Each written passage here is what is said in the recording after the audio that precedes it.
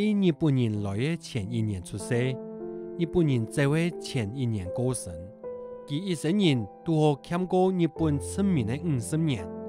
16岁考入台北总督府医学校，25岁转到彰化开内科医院。下后担任台湾文化协会理事，积极参与新文学运动。其一生人用艺术救人的肉体，用文学分析台湾本人出名的诸多面向。其文学作品采用写实主义的手法，启蒙、左翼、抵抗性、反殖民、本土，韩国虔诚当多文人后辈，本后人尊称作台湾新文学之父。客家电视台跟内容物电影非常有勇气哦，他们找了一个喜欢拍喜剧的导演来拍这样一个看似严肃的题材。我喜欢拍喜剧，因为我喜欢用喜剧的方式去看人生。那我觉得人生里面有很多的，自己相信的选择，或者是自己生活的方式，其实很多虽然悲苦，但是如果你用另外一种笑看人生的态度去看的话，也许状态会不太一样。奈何他其实拥有很强的人道关怀，然后他对于未来那个时代，他当时的未来的，也就是我们现在这个时代，他抱着一个很大的梦跟理想，他期待台湾人可以变得更好。纵使在异族的统治里面，如果将来仍然是异族，他也提出了一些看法跟方法，用他的文章，希望能够感动人。所以呢，我们在戏里面呢，也放进了他对未来的期待。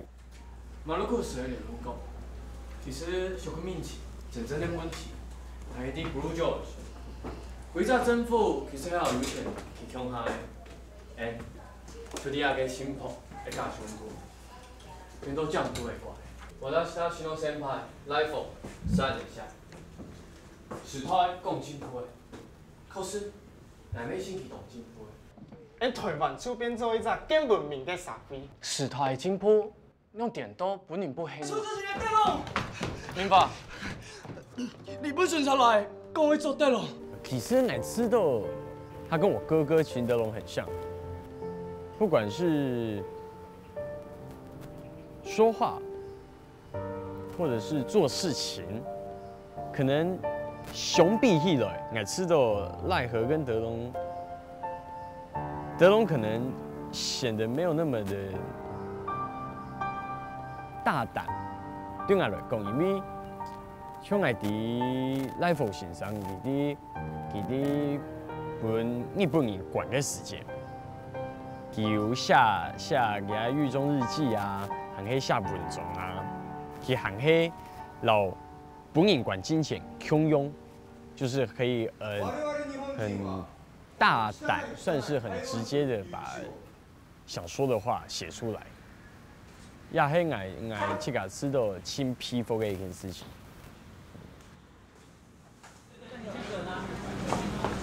但是做漆面，但是你要有那个 OK。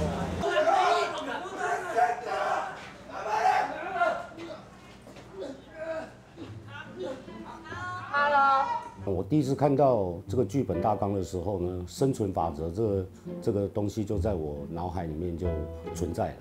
然后后来我会跟制作人沟通，生存法则的东西可以是我们想要强调的，因为毕竟在这个剧中每一个人物呢，他们都有自己相信跟选择的生存法则。像秦德参，他在那样的环境里面选择跟日本警察用一种近乎兄弟相处的方式来相处，他相信一切都是有可能的。像秦德龙，他相信，纵使在日本这样的高压殖民统治，相信有一天，也许可以在法律里面争取到台湾人应有的权益。那像日本警察，他们也不是全部都坏人，像本田这样的角色，他也相信，如果有一天台湾变成皇民的时候，他们会归顺天皇，所以他要用另外一种方式来对待台湾人民。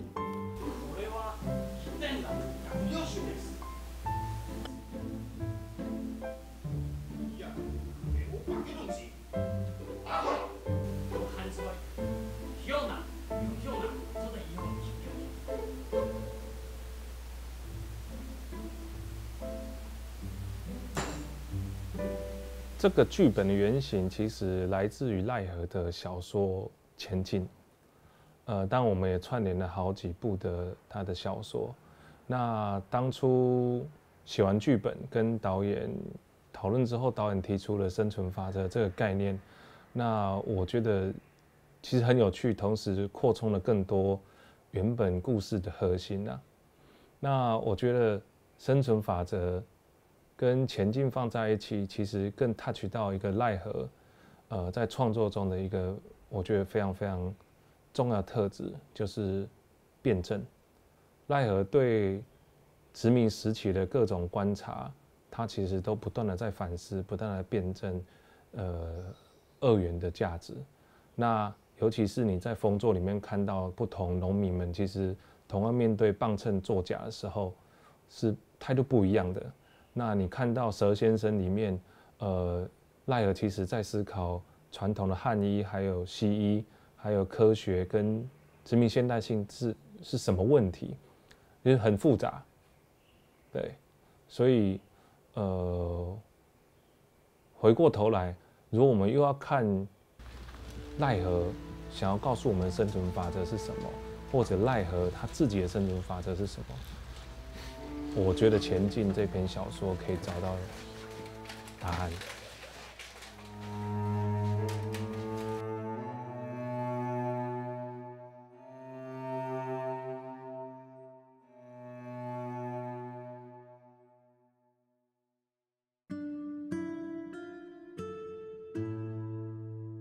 其实我很喜欢赖和的一篇是那个《前进》，我自己把它当作是我在诠释德隆的时候的一个状态，就是尽管真的不知道哪边才是光明的出口，可是我们只知道我们不能在原地，那我们只能向前走。那向前走到底是什么？其实有一个东西是个谬误，就是其实只要你面向哪里，哪里就是前面，所以你唯一能信任的就是我不能在原地，我要移动。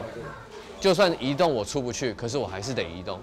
所以其实他们是找不到方向的。我觉得这个东西是我在演那场的时候，我有一种很难过的情绪，是我其实也不知道该怎么办，可是我只能选择继续走向我坚信的那个方向。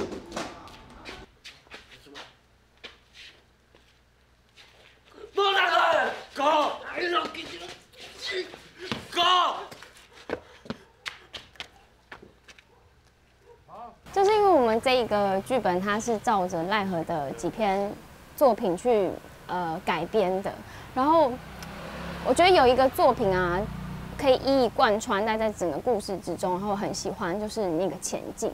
其实从赖和的故事里面，你就可以看到很多那个时候台湾受到压迫，然后不管是阶级啊，或者是经济或政治的迫害，对，都可以从他的小说里面找到很多的线索，就是不管是在表面上或者是在底下，然后还是蛮想跟大家分享，就是它里面有几句台词，就是有几句不是台词，应该有几句句子，就是讲说前进，盲目的前进，无目的的前进，然后跳过为着前进而前进，其实就很像我们这部剧里面当中的每一个台湾人的角色。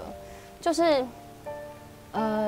你的周围是一片黑暗，就是你在这样子的日本统治的环境里面，可是我们也不知道我们能够做什么，然后，到最后的希望会是什么，然后你也不知道你能不能走到那个最后光明之处，所以我们就只能前进，没办法，对，就分享一个我觉得可以贯穿整个剧本的一些文字。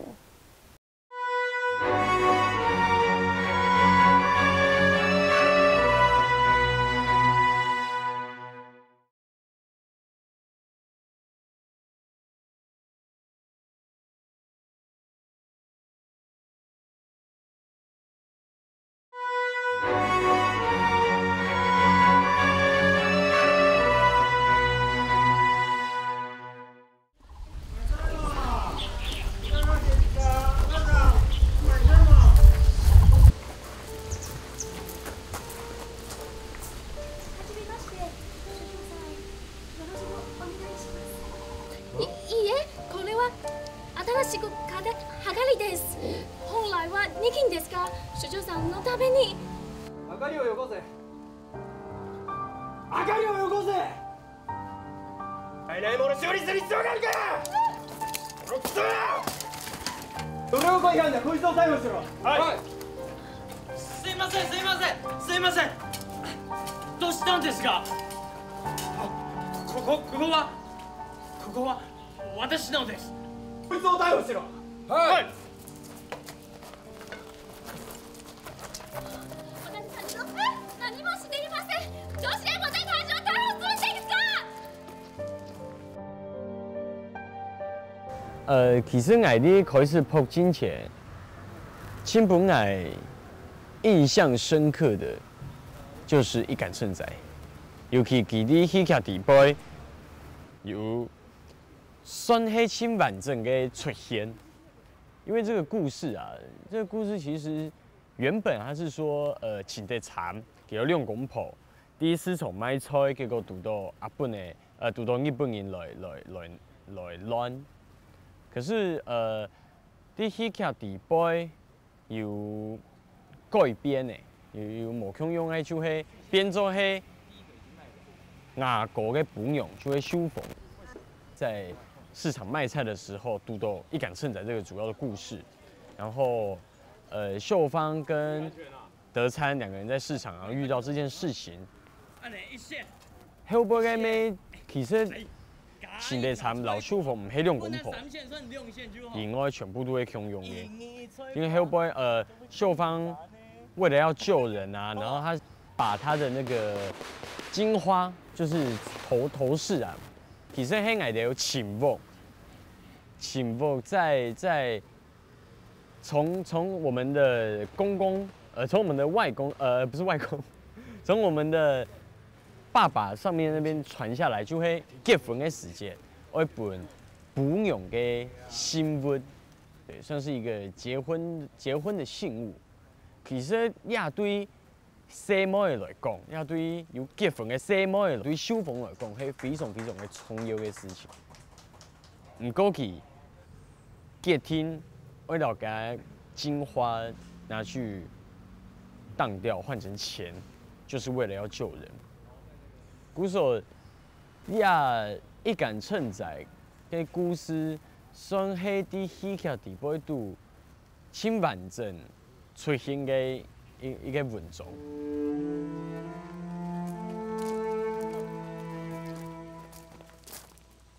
你眼真赚钱啊！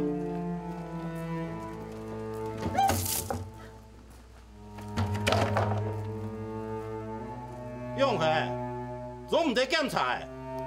收到。主要上細細個，伊要做迄，伊要可以。莫啰嗦！我讲菜有问题就有问题。收到，做冇問題。哦，也條亂菜屍體，我就做根本的模式。我觉得抵抗这个意识呢，在赖和心里面，它是一个信仰，它已经不是只是把它书写出来。就是说，你会很讶异一个文人，他怎么会用这样子一个这么有气势的，包括不管是他的诗、他的词，然后他的意念，好，所以我就想在改编他的作品里面，把他这个态度提炼出来，然后呢向他致敬。不会啦，我没做过，非常便宜啦，非常便宜啦，非常便宜啦。所長、我哋要到後行です。好，过来，直接他一走药膏直接丢，你啦。全新的，好点。到最后。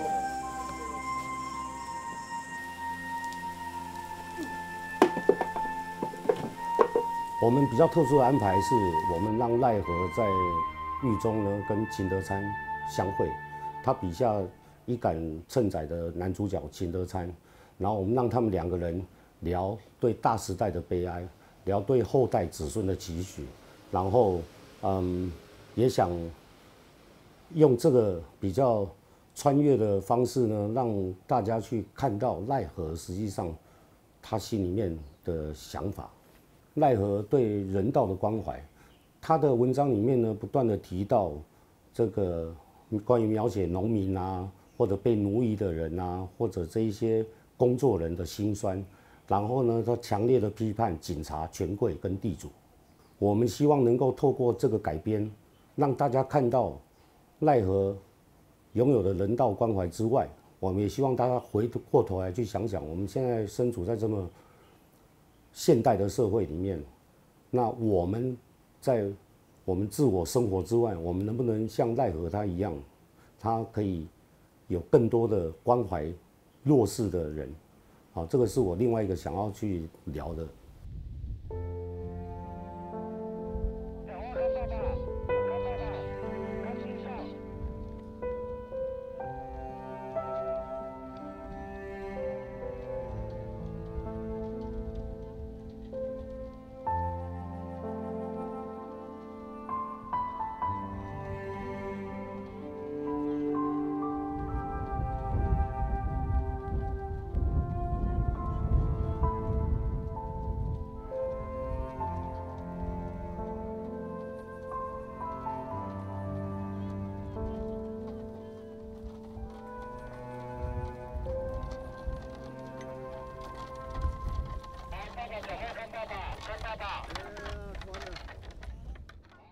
这部连续剧跟以往拍日本时代的文学作品改编有点不一样，它没那么严肃，它没那么悲情，其实它很多时候反而是很嬉闹的，有时候其实甚至有点荒谬，有点疯狂。主要是我经常觉得我们常常在跟一个很大很庞大的价值观或意识形态在赛跑。而且每个阶段我们赛跑的对象都不太一样，但其实我们都会常常陷入彷徨啊，陷入到底要往哪里走。所以我觉得做文学改编就跟小说家创作一样，其实我们都想要反映这些问题。这当然也是为什么选赖和的这几篇小说《风作》《蛇先生》《浪漫外记》《一杆秤仔》。他们都承载，他们都在前进的这样子想要讲那个核心上面，呈现赖和小说里面故事跟人物的疯狂，就是他们其实被困在，就很像我们一样，其实被困在两种，不管是对立的价值观或对立的意识形态里面，然后要找寻一个出路。我觉得赖和其实无论他书写这些农民啊，或所谓失败者。是怎么跌倒，怎么样被打败？但我觉得他最终还是有一个力量，他觉得就是要往那边走。那个就是像《前进》小说里面说的，你不知道站在是什么地方，你不知道什么是方向，但前进是唯一的方向。唯有一直前进，你就会看到光明。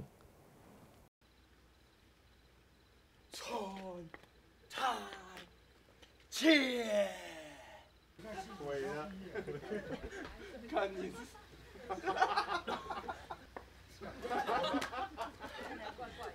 为什么？冲！拍！切！冲！拍！切！我觉得他是非常矛盾的，对，因为我觉得他在写东西，他感觉很冷静，他是一个很冷静的人。可是他写出来的东西是很躁动，就他是有一个热血想要去做出一些冲撞的人。然后我会觉得他的东西感觉好像很平实写实，可他写出来的东西其实是具有戏剧性。农民，蜜番过海。属省，収穫。漂亮嘅草帽，嗰條皮毛。冇乜嘅啦，下等下若有会困，你哋再去就去困，多睡睡。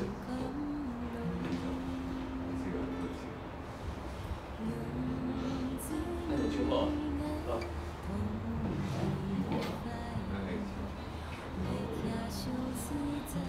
黑医生，大家讲黑医生，记得再去就去困，多睡睡。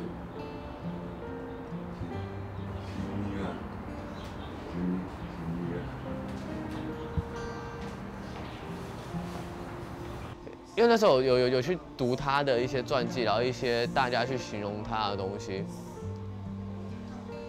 我感觉，当我在饰演德龙的时候，因为在剧本上面也有去做一些映照，就是他有点像是我的学习对象，就我有点像是他的影子的某一部分，所以我觉得他也是一个非常理想的人，可他也非常懂得实际的东西。